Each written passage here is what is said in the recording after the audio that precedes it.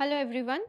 Today we will be starting with the second chapter of history which deals with socialism in Europe and the Russian Revolution. Before starting the chapter, let us first split this chapter into two parts. अगर हम इस chapter को दो parts में divide करें तो divide करने पर हमारे पास दो हेडिंग्स हैं या फिर दो पार्ट्स हैं.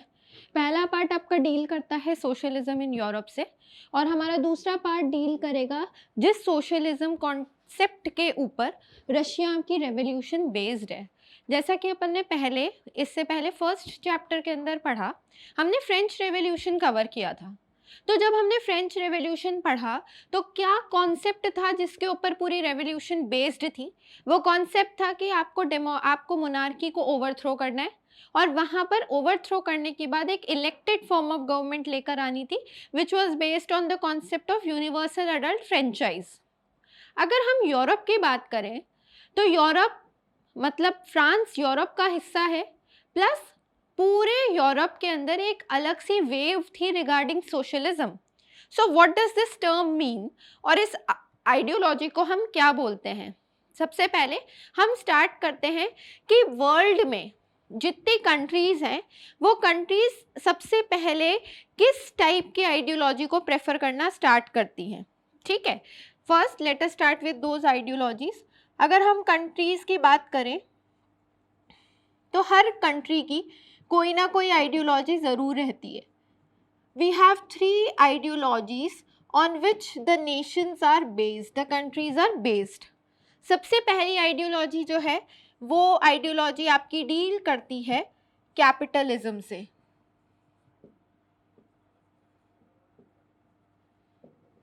ठीक है, अगर हम सेकंड आइडियोलॉजी की बात करें तो सेकंड आइडियोलॉजी डील करती है सोशलिज्म से. और अगर हम थर्ड आइडियोलॉजी की बात करें तो थर्ड आइडियोलॉजी डील करती है कम्युनिज्म से.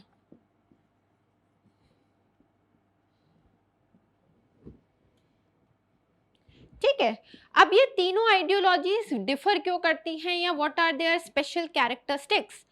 अगर हम कैपिटलिज्म की बात करें तो capitalism is coming out of the word capital. That means जहां पर भी कैपिटलिस्ट नेचर की गवर्नमेंट होगी वहां पर मेजरली थ्रस्ट किस चीज पर रहेगा, फोकस किस चीज पर रहेगा? They will always consider profit making as their primary goal through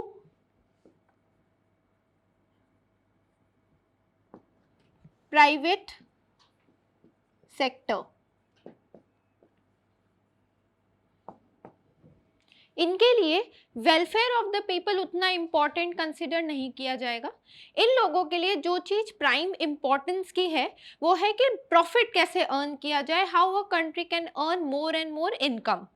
अब उसमें अगर एक सेक्शन को टोटली निग्लेक्ट किया जा रहा है तो they will not bother about that section since they think that it is because of the happenings or their activities that they belong to that section. So we need not to focus more on the welfare of particularly that section. तो इनके लिए ultimate aim या ultimate goal है कि हम maximise कैसे कर सकते हैं इस प्रॉफिट को. ठीक है, वहीं पर अगर हम दूसरी टर्म सोशलिज्म की बात करें, जैसा कि हमारे प्रियम्बल में भी लिखा हुआ है that India is a socialist state. अब हम लोग सोशलिस्ट क्यों बोले जाते हैं या हम इस आइडियोलॉजी को क्यों फॉलो कर रहे हैं? हम लोग इस आइडियोलॉजी को वेलफेयर ऑफ द पीपल के लिए फॉलो कर रहे हैं.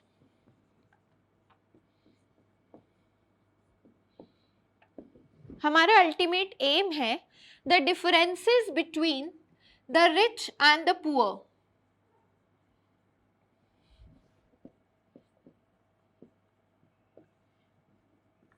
are minimized.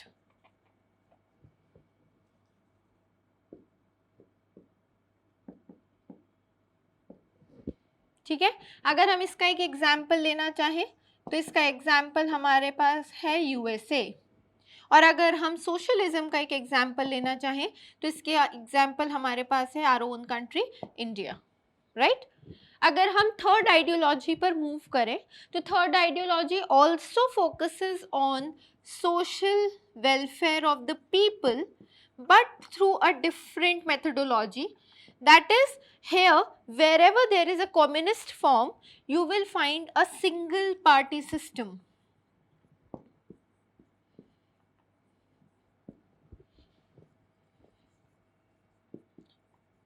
हम यहाँ पर हमेशा एक सिंगल पार्टी सिस्टम को देखेंगे. हमारे पास इसका बेस्ट एग्जाम्पल है चाइना.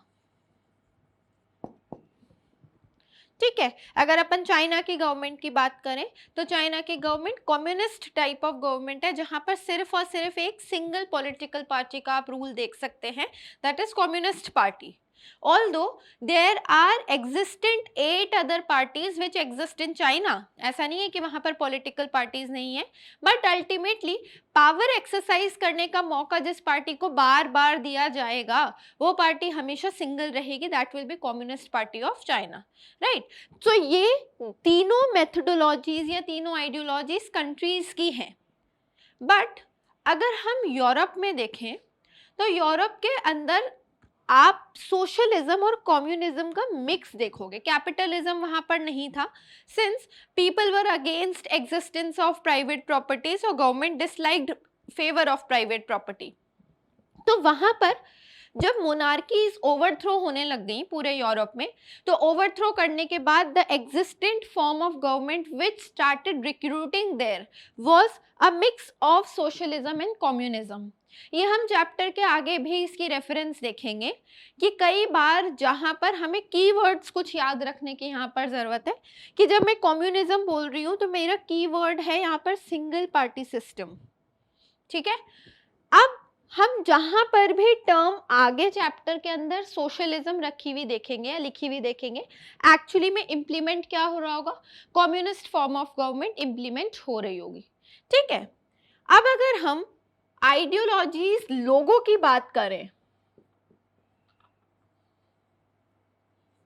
कि लोग किस विचारधारा के थे, the people, the common man.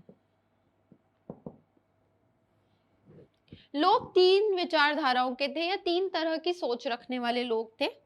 सबसे पहली और कॉमन सोच जो लोग रखते थे वो सोच थी regarding liberalism, and these people were called as liberals. The second were called as radicals, and the third were called as conservatives.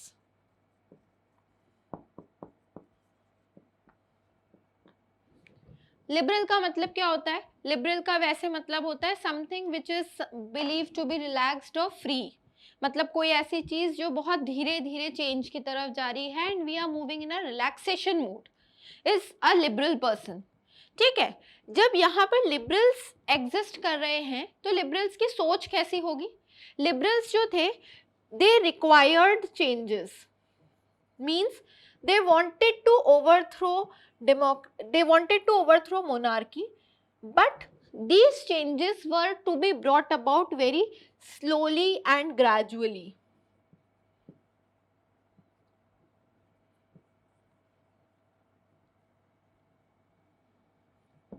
मतलब उनको बहुत धीरे बदलाव की तरफ जाना था, बहुत स्लो प्रोसेस के थ्रू, बहुत ग्रेजुअल प्रोसेस के थ्रू. ठीक है, radicals on the other hand believed कि हमें सोसाइटी को जब चेंज ही करना है, हमें जब सिस्टम बदलाव की तरफ लेकर जाना है, तो why are we waiting for a long time? हम बहुत धीरे धीरे सिस्टम को चेंज करने में क्यों बिलीव रख रहे? Simply just approve the system and bring about major changes. There is one point which you need to note here. जो लिबरल्स थे, ये लिबरल्स अगेंस्ट थे यूनिवर्सल अडल्ट फ्रेंचाइज के.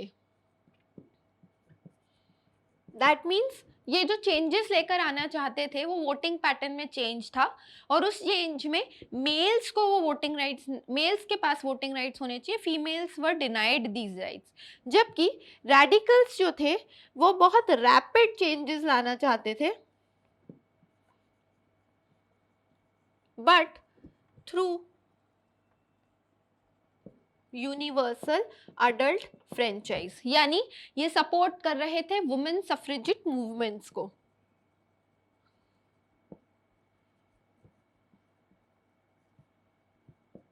दे वर सपोर्टर्स. ठीक है, यहाँ पर लिबरल्स के बारे में एक चीज और भी है, that they were the one who tolerated all religions. They were not against any religion. इनको सारे religions की tolerance थी and they were ready to accept people from different religious groups. Conservatives की अगर अपन बात करें तो कंजर्व करने का क्या मतलब होता है? बचा के रखना, प्रिजर्व करके रखना. जो कंजर्वेटिव्स थे उनकी सोच ये थी कि we need do not change the structure so rapidly. दो फ्रेंच रेवोल्यूशन होने के बाद इनकी आइडियोलॉजी कुछ हद तक चेंज हुई थी, बदलाव हुआ था, but still they were not ready to accept the changes so fast.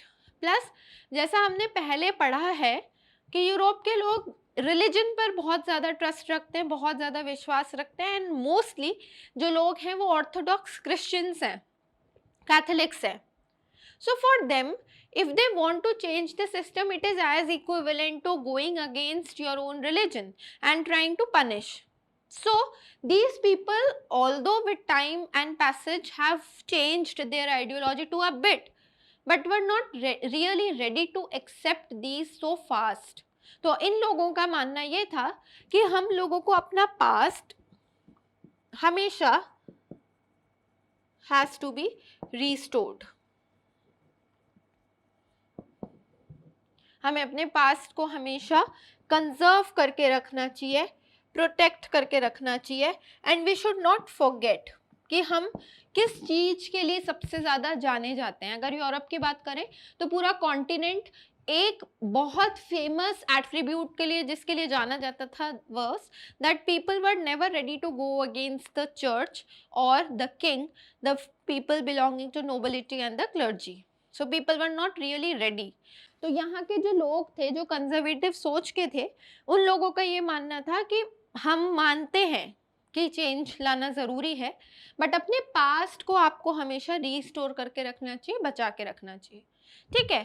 Passage of time के साथ आइडियोलॉजीज चेंज हुई, इवॉल्व हुई, बदलाव आए.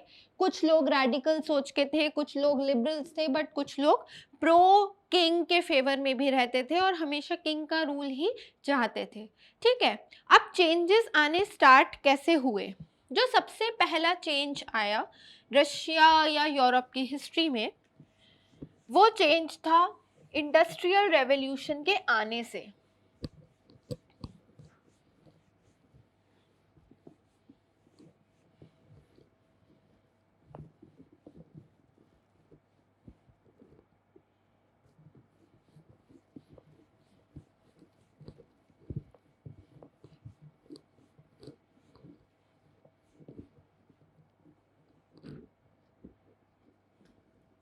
वो जो फर्स्ट चेंज आया वो चेंज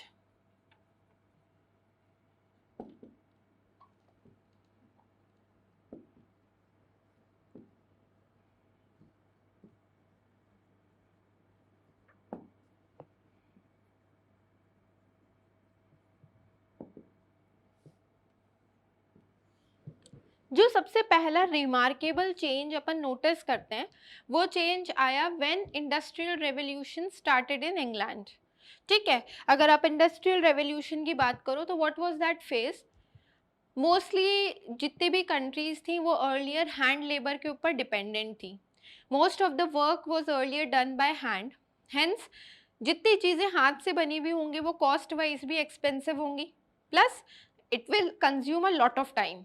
टाइम कंजम्पशन भी ज़्यादा होगा, और एक ह्यूमन बीइंग की, एक वर्कर की efficiency can not be more than that of an machine. But यहाँ पर जब इंडस्ट्रियल रेवोल्यूशन स्टार्ट हुआ यूरोप के अंदर, इंग्लैंड के अंदर, तो इंडस्ट्रियल रेवोल्यूशन ने यूरोप का लैंडस्केप बदलना स्टार्ट कर दिया with people coming in for migration. लोगों का बहुत लार्ज स्केल पर माइग्रेशन होना स्टार्ट हुआ and people started coming from rural areas to work in urban areas. अब जब फैक्ट्रीज सेटअप होनी स्टार्ट हुई तो लोगों की डिपेंडेंसी ऑब्वियसली मशीन्स के ऊपर इंक्रीज हो गई, और on the other hand labour से वो डिपेंडेंसी डिक्रीज होती गई. बट जब ये सब चीज़ें डिक्रीज हो रही थी उस टाइम पर ये भी एक कल्चर मिक्स होने के उस पे था कि not people everywhere were followers of any particular type of ideology. There was a mix set of ideologies which was going on. कुछ लोग लिबरल्स थे, कुछ लोग रेडिकल्स थे और hardly you will find conservatives there. तो जब ये रैपिड चेंज हो रहा था from the process of ruralization to urbanization, जब पीपल का मूवमेंट होना स्टार्ट हुआ तो इससे सिटीज की पॉपुलेशन ग्रो करी। अब होता क्या है कि इंडस्ट्रियलाइजेशन स्टार्ट होता है इन इंग्लैंड।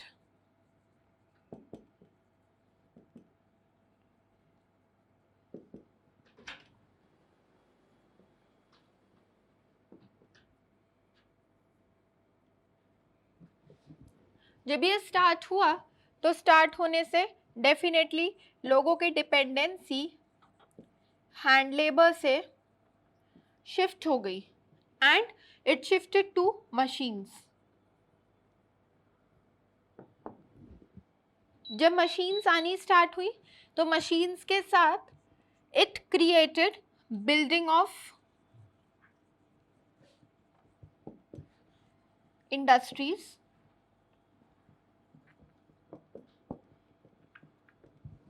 जब इंडस्ट्रीज बिल्ड हुई so people started coming from rural areas to urban areas, and this process is known as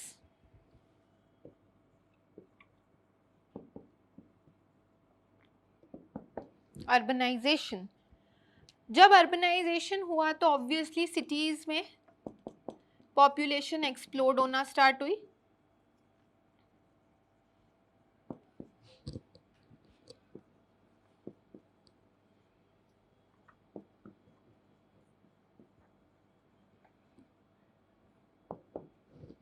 जब एक्सप्लोजन हुआ तो एक्सप्लोजन की वजह से there was competition which was created, and as cities population was started growing and it was increasing day by day, तो उसके increase होने से there was lot of problems which were created, like problems of sanitation, food, shelter, and most importantly jobs। लोग इसका मतलब in search of work आ तो रहे थे बहुत डिस्टेंट प्लेसेस से ट्रैवल करके, but this did not give them assurance कि they will get a sure job. So hence many of the people were forced to seek other methods of earning। when you have left your hometown or a certain place and you start settling at a new place, जब आप किसी नए place पर settle होना start करते हो तो उस सेटलमेंट की वजह से what will the major change, आप सबसे पहली चीज जो एक्सपेक्ट करोगे that will be related to employment, that you have an assurance there। but आप क्योंकि competition में हो and you know that there are certain more workers who are in the queue for the same type of work, so this reduces possibility of getting a job। plus जिन लोगों को jobs मिल भी रही थी उनकी wages बहुत drastically low थी, plus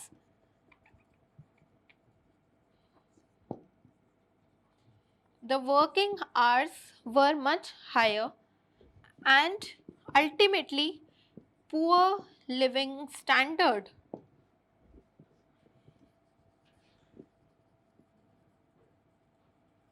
was the condition of people, right। तो लोग इतनी सारी conditions, hard times, hard difficult times face करने के बावजूद भी इन conditions में रहना prefer कर रहे थे in particularly urban areas।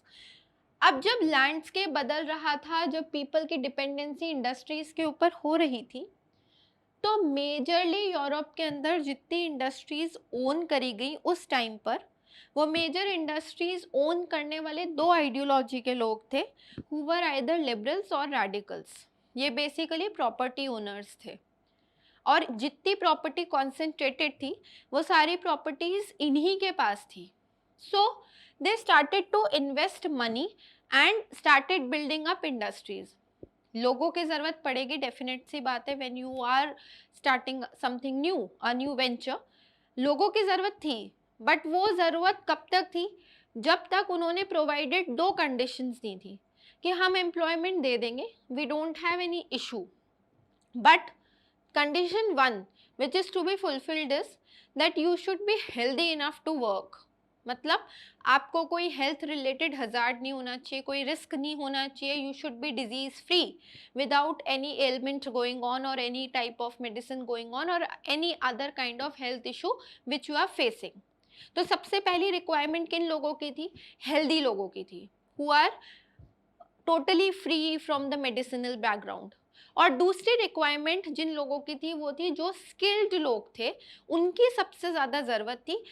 If you are an uneducated, you have an uneducated background, so better stay there, you no need to come here and start working. आप बेहतर होगा कि आप जिस एनवायरनमेंट में हैं आप उसी एनवायरनमेंट में कंटिन्यू करते जाएं. There are no job spaces which are created for people who do not have these two types of backgrounds. तो ये उनकी सोच थी जिसके ऊपर उन्होंने इंडस्ट्रियल सोसाइटी को बेस करना स्टार्ट किया. And there was massive industrialisation which was going on during this time. इन सब रेवोल्यूशंस के टाइम पर, इस चेंज के टाइम पर डेफिनेट सी बात है यूरोप के अंदर कुछ नई टाइप की सोसाइटीज़ भी बिल्डअप होनी स्टार्ट हो रही थी. जैसे one of the prominent societies which was build up was built by Giuseppe Mazzini in Italy, which was given the name Young Italy. Giuseppe Mazzini जो हैं उनका इटली की रिफॉर्मेशन में एक बहुत बड़ा रोल रहा है and he has played a very remarkable role in unifying Italy as a nation. So basically he is the chief architect because of which Italy got unified into a nation state. So these types of movements were also going on in whole of Europe, not only at a single place but the whole continent, right? अब socialism के लिए support आना start हुआ.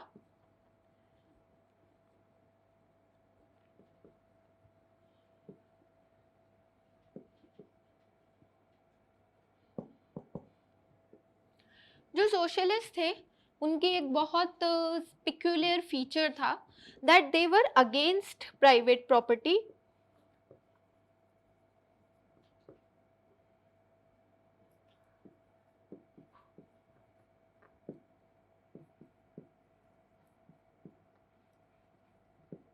Private property के लोग against थे. They were not really willing for people to invest in.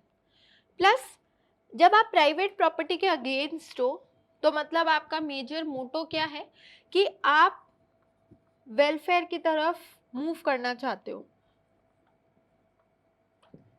But ये welfare की तरफ मूव करना when people have less of resources or are lagging in resources is impossible. तो इन लोगों ने जब सोशलिज्म को फेवर करना स्टार्ट किया तो सोशलिज्म के फेवर में they started actually drawing attention towards a new concept और a new idea which was based on cooperatives. Cooperatives के आइडिया पर बेस करना स्टार्ट किया. अब कोऑपरेटिव्स के आइडिया किस चीज़ पर फोकस करते हैं?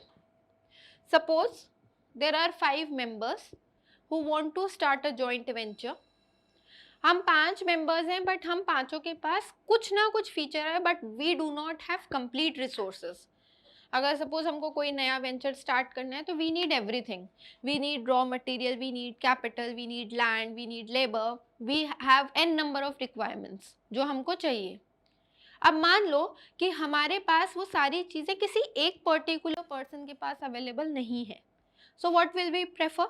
हम लोग प्रेफर करेंगे कि 4 से 5 लोग मिलकर जिनके पास इंडिविजुअल रिसोर्सेज हैं वो सारे रिसोर्सेज को कलेक्टिवली एक साथ पूल करें and then we start something new. तो यहाँ पर जब चेंज आया तो प्राइवेट प्रॉपर्टी के तो आप अगेंस्ट हो, पर फिर भी जब इंडस्ट्रियलाइजेशन हो रहा है तो वो कैसे हो रहा है? This was a new idea which was based on the idea of cooperatives. यानी कि इन लोगों ने कोऑपरेटिव पूलिंग करना स्टार्ट कर दिया. और ये कोऑपरेटिव्स का आइडिया इन्होंने कहाँ से ड्रॉ किया था? There were 2 societies which were formed. One was by Robert Owen and other was by Louis Blanc, जिन्होंने अर्लियर कोऑपरेटिव्स को स्टार्ट किया था। रॉबर्ट ओवन ने तो एक कोऑपरेटिव सोसाइटी इंडियाना यूएसए में बनाई थी, which was given the name New Harmony, जिसका मकसद था कि if you want to collectively pool in, it is a much better option than we are against private property, and the profit, इसमें जो भी था वो प्रॉफिट शेयर हो जाएगा, यानी कि हम प्रॉफिट शेयरिंग के ऊपर इसमें ध्यान देंगे। ठीक है, जब प्रॉफिट शेयरिंग की बात आई तो इसी कॉन्सेप्ट को यूरोप में, पर्टिकुलरली हम अगर रशिया की बात करें तो यहाँ पर इम्प्लीमेंट करने में इस कॉन्सेप्ट को इम्प्रूव किया कार्ल मार्क्स ने और फ्रेडरिक एंगल्स ने, जिन्होंने यही कोऑपरेटिव का कॉन्सेप्ट दिया था। Karl Marx said that he is a bitter enemy of capitalism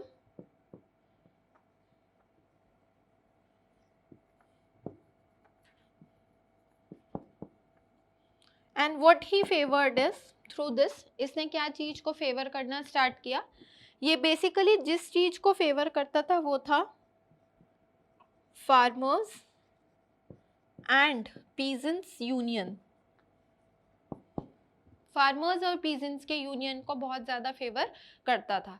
ठीक है, इसकी कुछ बुक्स भी हैं जो इसने अगेंस्ट कैपिटलिज्म लिखी है, जैसे दास कैपिटल हो गई, द कैपिटलिस्ट मैनिफेस्टो हो गई। There are many books which he has written, और जो आइडिया बेस्ड था वो आइडिया इसी कोऑपरेटिव्स के उस पर बेस्ड था। If you go into some details of Karl Marx, उसके अनुसार there is nothing called a middle section which exist, कोई मिडिल क्लास एग्जिस्ट नहीं करता। उसके अनुसार क्लासेस, सोसाइटी की दो क्लासेस हैं, द बिजनेस क्लास और the industrialist class is known as bourgeois class, and the working class is simply known as proletariat. There is no one in the middle rank who comes between both of them. अब जो बूजर class है, जो industrialist है, वो हमेशा capitalist रहेगा in nature. The reason that he will try to exploit workers to the maximum, जिसमें ये सारी कंडीशंस डेफिनेटली प्रेवलेंट होनी ही होनी है कि वर्कर्स के ऑब्वियसली वर्किंग आवर्स बहुत एनॉर्मसली हाई होंगे, वेजेस इक्विवेलेंट नहीं होंगी, ये सब कॉमन फीचर्स हैं जो उसके अनुसार रहते हैं। But what he said is going against this capitalism, उसके अनुसार a communist society is the future of the all the societies which exist. कभी ना कभी ऐसा चेंज ज़रूर आएगा कि people will start moving from capitalism to communism. और ये जो आइडिया था कार्ल मार्क्स का और फ्रेडरिक एंगल्स का, हम आजकल कई सारी पार्टीज़ भी इससे रिलेट कर सकते हैं जो मार्क्स की आइडियोलॉजी फॉलो कर रही हैं, like we have many Marxist parties. और अगर हम इनका सिंबल्स देखें जनरली, जो इनके फॉलोअर्स हैं, तो हम इनके सिंबल्स में जनरली एक हैमर देख सकते हैं या फिर एक सिकल देख सकते हैं। तो हैमर और सिकल दोनों किसको फेवर करने वाले हैं? फार्मर्स को और पीजेंट्स को फेवर करने वाले हैं। सो अकॉर्डिंग टू हिम, जो आपकी बेसिक नेचर होनी चाहिए वो नेचर फार्मर्स और पीजेंट्स के वेलफेयर के ऊपर बेस्ड होनी चाहिए। ठीक है, ऐसी ही कुछ कॉन्फ्रेंसेस और कुछ पॉलिटिकल पार्टीज डिफरेंट प्लेसेस में और डिफरेंट जगह पर बननी स्टार्ट हुई। जैसे हमारे पास कुछ पॉलिटिकल पार्टीज के नाम हैं जिन पार्टीज की फॉर्मेशन हम देख सकते हैं based on this idea only. For example,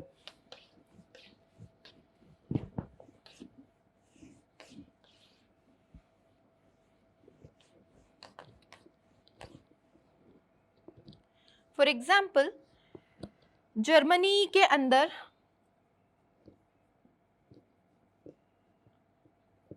जो पार्टी बनाई गई थी उसका नाम था सोशल डेमोक्रेटिक पार्टी।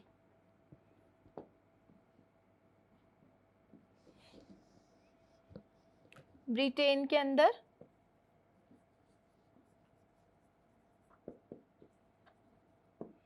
पार्टी जो बनाई गई थी उसका नाम था labour party. France,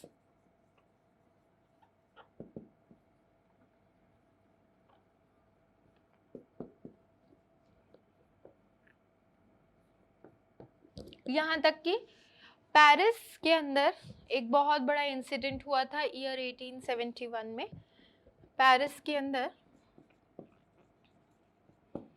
to install farmers and peasants union, वहाँ पर गवर्नमेंट को चेंज करने के लिए इन लोगों ने एक पेरिस कम्यून किया था, which was a very large scale movement which was launched in Paris to make these farmers and peasants rise to power.